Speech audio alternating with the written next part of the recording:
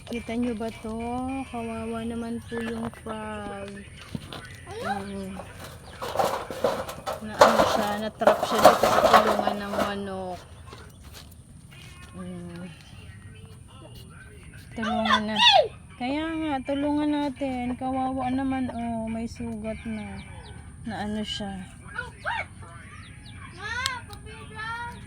Oh my God! Kudak kulo! Kaya nga.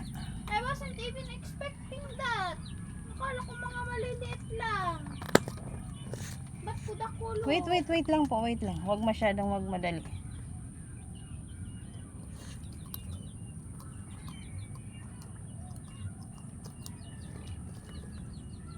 Mangurol pa ang ano.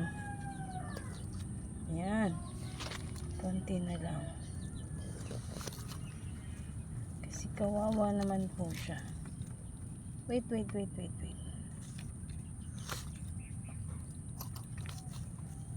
Yan, okay. Go.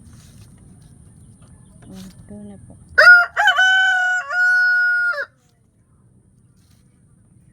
Sige, punta na doon. Yan, okay. Bye.